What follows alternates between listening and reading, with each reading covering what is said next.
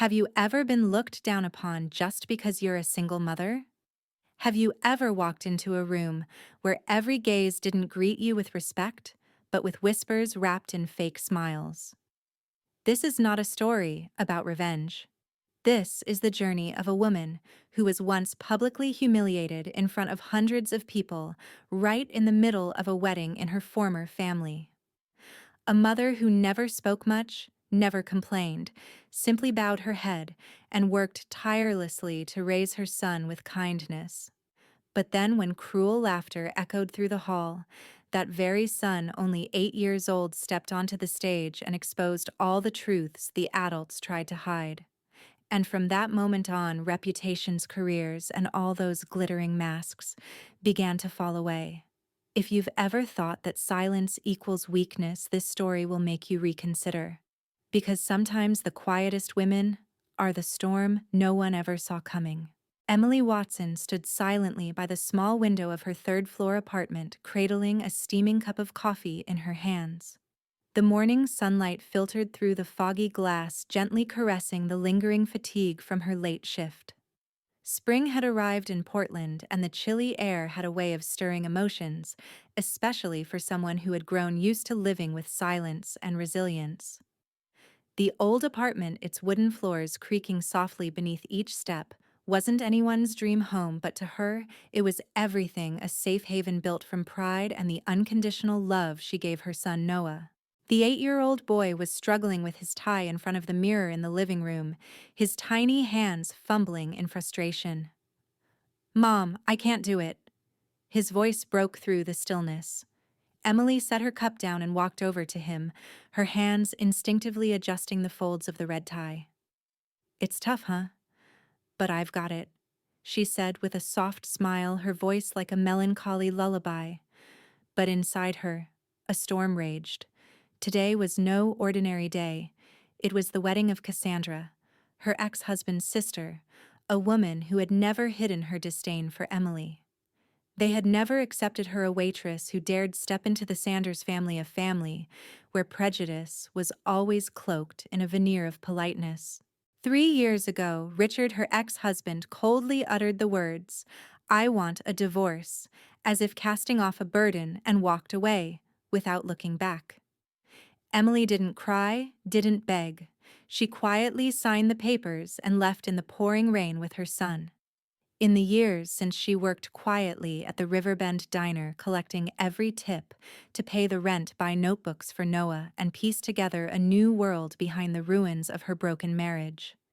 And now she had to return, to walk back into the very place that once rejected her, all because of one request from her son: "I want to see Dad again." It wasn't for her, it was for him. Emily straightened the dark green dress she wore, her hands trembling slightly. She knew today wouldn't pass without confrontation. But she would go anyway, because Noah's eyes, bright and sincere, were watching her, waiting for reassurance. And Emily, though she had lost everything, had never once let her son down.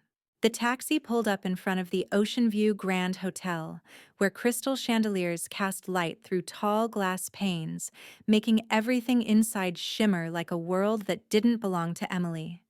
She gently squeezed her son's hand, feeling the mix of excitement and hesitation in his tiny grip. No words were spoken, but both of them knew they were stepping into the territory of those who once looked down on them, a place where every greeting came laced with judgment, and every smile was just a mask for contempt. Inside the banquet hall, the sound of high heels glided across marble floors, mingling with the scent of expensive perfume, and soft laughter echoing throughout the space. Emily walked slowly, her face calm, as if her composed expression were the last layer of armor protecting a dignity that had long been torn apart. When they reached the reception table, a young woman holding the guest list looked up. Her gaze lingered a moment too long on the name Emily Watson before she frowned slightly. "Please wait a moment," she said, then turned to whisper something to a colleague. Emily felt Noah tighten his grip. In that brief instant, her instincts told her this hesitation wasn't a mistake. And indeed, a minute later, they were led to a table tucked in a corner far from the stage and main lighting. Everything seemed meticulously arranged until Emily saw the name card at her seat. Single mother, waitress. Her heart clenched. Next to it, a smaller card. Single mother's child. The words were clearly printed, not a typo, not accidental. This was a calculated insult. She froze for a few seconds, then calmly flipped both name cards over. Noah looked at his mother, his small face trying to hide the hurt with a mature silence. Emily smiled, her voice light as a breeze. Just a bad joke, sweetheart. But inside her, every cell was screaming.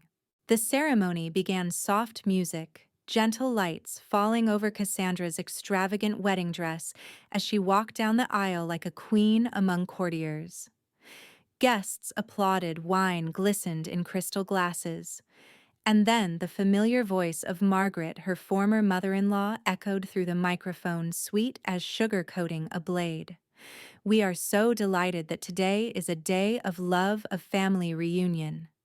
She paused, her eyes turning to Emily, and especially to welcome a very special guest, Emily Watson, who spent over a decade working as a waitress, so I'm sure she'll feel right at home, helping serve our main course tonight. Laughter rippled through the room. Emily couldn't breathe. Beside her, Noah was eerily silent. Richard, her ex-husband, sat a few tables away, eyes averted, saying nothing. She had thought she was used to silence, but now silence felt like a blade cutting deeper than any words. She wanted to stand to take her son and leave at once. But then she looked at Noah and saw not fear in his eyes. She saw fire. And Emily knew the night wasn't over. Not the way they had planned it. The clattering sound of the fork hitting the tile floor rang out like a warning bell, signaling that something was about to break. Emily remained still, her hand clenched around the napkin so tightly that her knuckles turned white. But then a small movement beside her made her turn. Noah was standing up. His chair scraped against the marble floor, creating a jarring sound that sliced through the room, filled with forced laughter and venomous whispers. The 8-year-old boy with neatly combed hair and a tiny suit stepped forward with a gaze far more resolute than his age. The entire hall fell silent, every eye fixed on the small figure labeled just moments before as the child of the single mother. Noah stood tall in front of the microphone, his hazel eyes burning with a quiet fury. "Please don't laugh at my mom anymore," he began, his voice small but unwavering, cutting through the air like shattering glass. "My mom wakes up at 5 every morning. She packs my lunch, helps me with homework even when she's really tired. She smiles at rude people all day just so I can have new shoes and the books I need. No one has the right to look down on her." Emily could no longer contain herself. Tears streamed down her face, though she held her head high. But Noah wasn't finished. "I wasn't going to say anything," he continued, voice cracking, "but after what Grandma just did, I think everyone deserves to know the truth." The air thickened. The same faces that had been laughing minutes before were now frozen, as if Noah's voice had the power to squeeze the very breath from the room. 3 days ago, Noah said I went to Aunt Cassandra's house to deliver a letter Mom forgot to send. I saw my dad's car there. The door was ajar, and I heard. He pulled an old phone from his suit pocket. "I recorded it because I knew no one would believe me." Emily gasped, her lips silently forming words. The phone buzzed for a second. Then a woman's voice came through, unmistakably Cassandra's. "I want to see that idiot Emily's face when she reads, 'Single mother, waitress.'" His mom agreed. "The plan's perfect." A collective gasp swept through the crowd. Then came a man's voice. "Richard, stiff and fearful. You have to be careful. If people find out you're pregnant with my baby, we're screwed." The laughter from earlier now dissolved into sobs. A glass shattered. A woman screamed. The bride Cassandra went pale, her lips trembling. The groom James stared at her, stunned, as though he'd just been slapped by truth itself. No one could speak. All eyes turned to the stage. And there, among suits and evening gowns, stood an 8-year-old boy, steadfast like a verdict that could not be denied.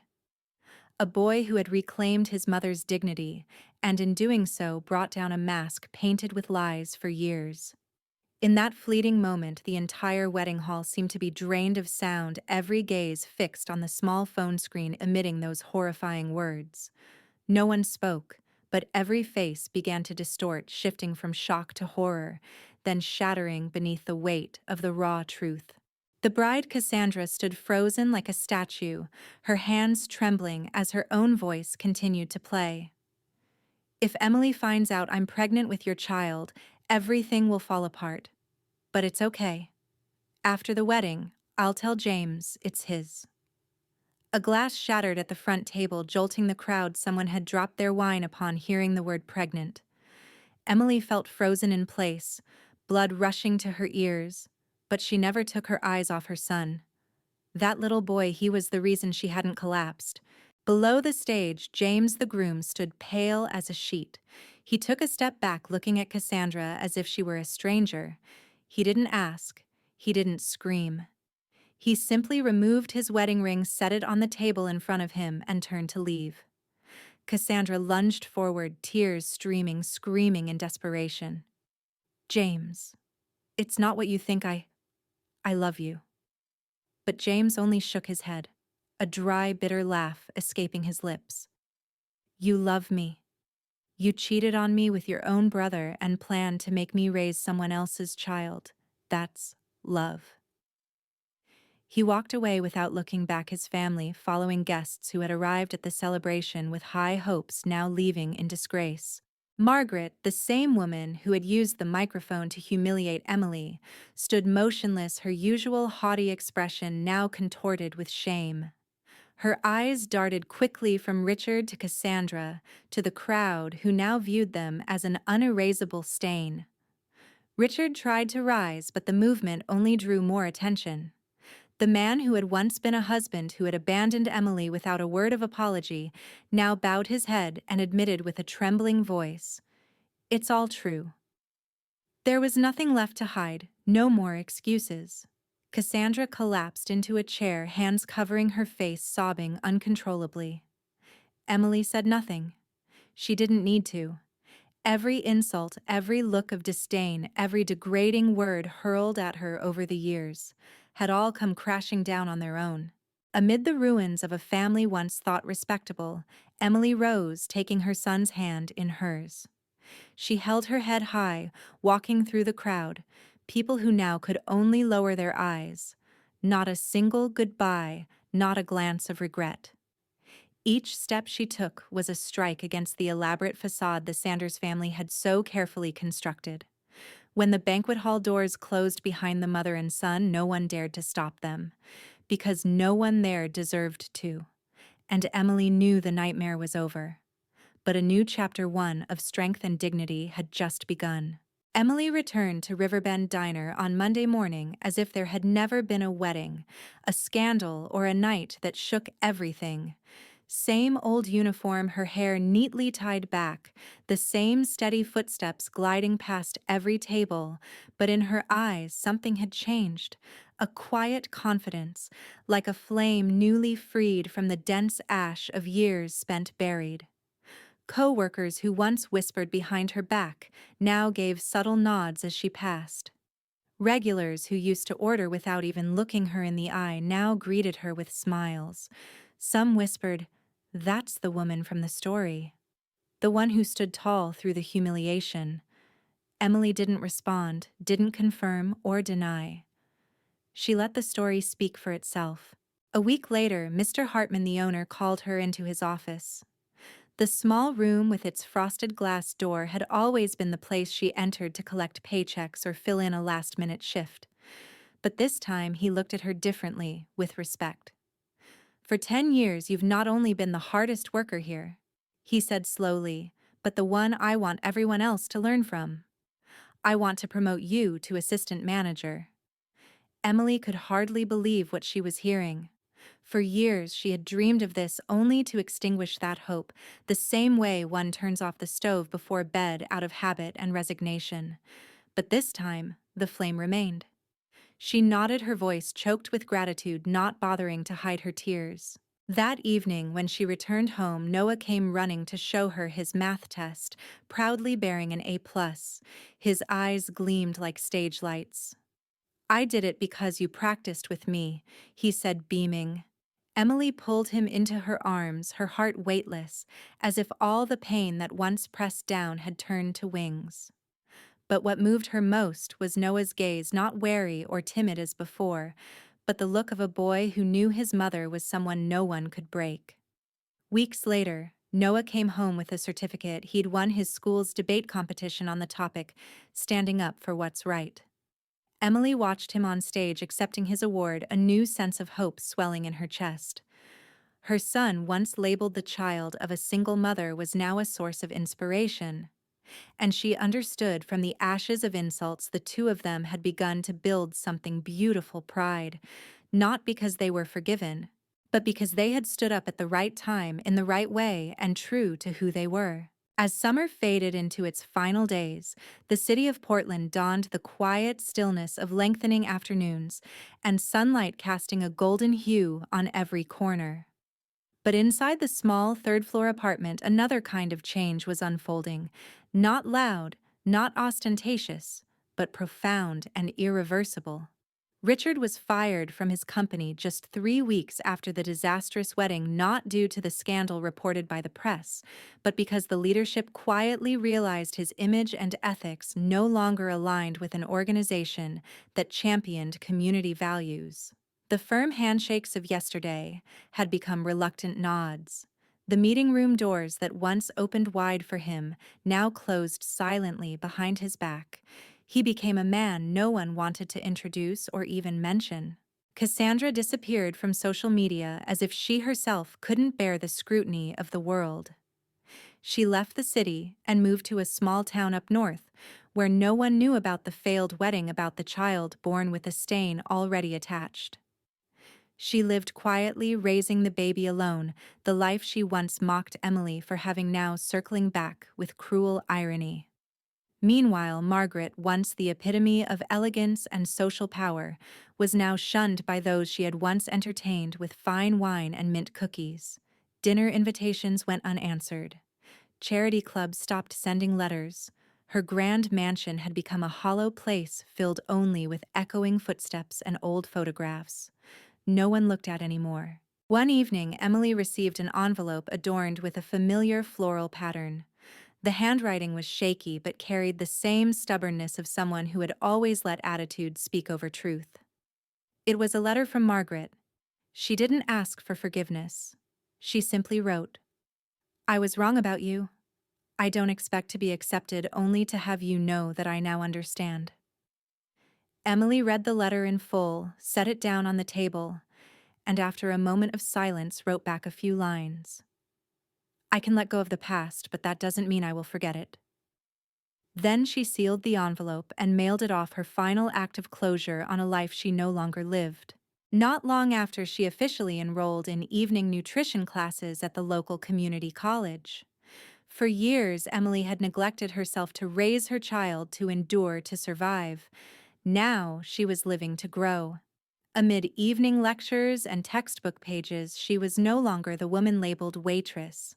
She was a student, an assistant manager, a mother raising a boy who had learned to stand for what was right.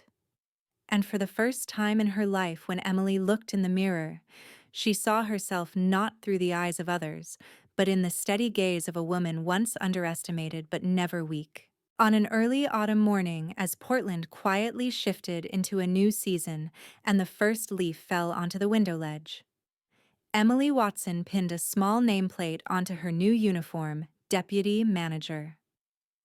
It wasn't a badge of power, but a testament to a journey no one had seen: the years of quiet endurance, the sleepless nights worrying about bills, the carefully folded tip money like dreams stuffed into a drawer. Now all of it lived on that small nameplate, gleaming like the recognition she once thought she'd never earn. As she stepped out the door that morning, Noah ran after her, holding a math test paper with a perfect score, his eyes sparkling. "Mom, I did it." She bent down to hug him, her radiant face unable to hide tears of joy. But what choked her up more was his next sentence from a boy once ridiculed by his own father's family. "Mom, will you open your own restaurant one day? I want to be your first customer." That innocent question awakened something in Emily that had long been asleep. That evening, after Noah had fallen asleep on the sofa with a book open on his chest, she sat alone at the kitchen table, flipping through pages of her nutrition textbook, her eyes glowing with ambition. She no longer studied to escape poverty or to prove something to anyone. She studied for the future, not just Noah's, but her own. The evening classes 3 times a week no longer felt exhausting. They were sanctuaries where she felt truly alive. And so day by day, she took small steps toward a dream she hadn't dared name for years: to own a small, cozy restaurant where every dish carried the weight of perseverance and unconditional love. After each shift, she and Noah would walk to the grocery store together, discussing new recipes or table decoration ideas. She'd tell him about proteins, nutrition, and simple ways to cook healthily. Noah listened intently, as if every word she spoke was a puzzle piece to the magical world they were building together. They were no longer just two people surviving the storm. They were a team, rebuilding a life. On some nights, they'd curl up on the couch, watching movies, sharing popcorn, laughing as if the world that once judged them no longer had the power to shake them. Emily would sit there gently stroking her son's hair, overwhelmed by a peace she once believed would never come. None of the people who once mocked her mattered anymore. They were left behind where lies, betrayal, and pride collapsed under the weight of truth. Emily didn't seek revenge, nor did she gloat. She simply moved forward quietly but firmly, because now she no longer lived to endure. She lived to create. And the road ahead, though still uneven, was hers, and she knew with certainty this time no one could take it away. When the final door closed behind Emily and Noah, they didn't walk out of a party.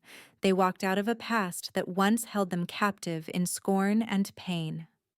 From a woman once labeled the single mother waitress, Emily had become a symbol of resilience and rebirth. No need for retaliation, no need to shout. Her growth and success were the most powerful responses she could give. And Noah, the 8-year-old boy who once spoke up in a room full of strangers, was now growing up with the belief that justice doesn't wait for you to be grown. It begins with courage. If you've ever felt abandoned, judged for your past or your circumstances, remember you are not alone. Every pain can become a stepping stone if you don't give up on yourself. Don't forget to like ye kasal, subscribe and share so if this story touched you. Because somewhere out there, more Emily and Noahs are searching for a reason to keep rising, and you might be the one to give them that hope.